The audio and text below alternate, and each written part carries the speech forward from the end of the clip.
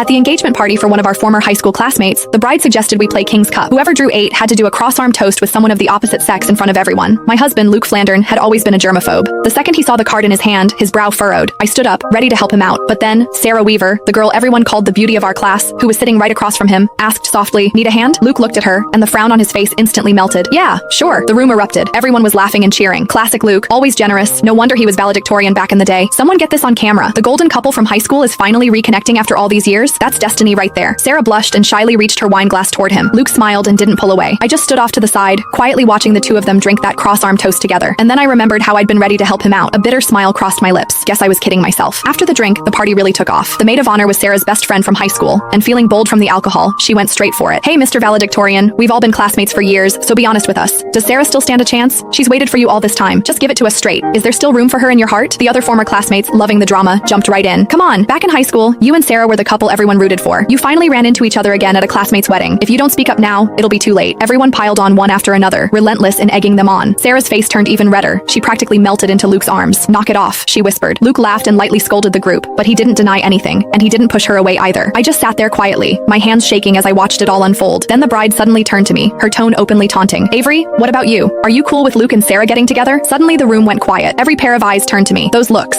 curious, mocking, hungry for a show, yanked me straight back 10 years, to the day Sarah confessed to Luke. I remembered it like it was yesterday. It was a sunny afternoon during gym class. In front of everyone, Sarah laid her heart out to Luke. At the time, Luke was already my boyfriend. Too embarrassed to turn her down directly, he shot me a helpless look. Acting on instinct, I stepped in front of him. "Sarah, Luke doesn't like you. Please stop putting him on the spot." Sarah froze. Her eyes went red, and tears immediately started streaming down her face. Luke's expression shifted too. Without a second thought, he shoved me aside and ran after her. The people around us immediately started whispering, "Avery's out of line, don't you think? What does who Luke likes have to do with her? She's such a busybody. For real, who does she think she is? Just because she sits next to Luke, she acts like she owns him. So gross." I stood there helplessly, trying to explain that I wasn't just his desk mate. I was Luke's girlfriend. But just then, Luke came back to grab some tissues. He heard what I said and stopped in his tracks. "She's joking," he said it to the classmates around us, defining our childhood sweetheart relationship of a year and 8 months with a single sentence. For that entire gym class, I endured the strange looks from everyone around me until I wished the floor would open up and swallow me. That night, I hid in my room and cried by myself when Luke knocked on my door. He apologized, saying he hadn't meant it that day. He just didn't want everyone gossiping about us, so he hadn't admitted we were together. He also said I shouldn't have been so harsh with Sarah. She had cried for a long time afterward, and he couldn't stand seeing her like that. In the end, he gave me a braided bracelet and made me a promise that once we graduated, he would officially tell everyone we were a couple. 10 years later, that braided bracelet was still wrapped around my wrist. I snapped back to the present. The bride was still defending her best friend. "Sarah, don't try to stop me. Back in high school, Avery was always causing problems.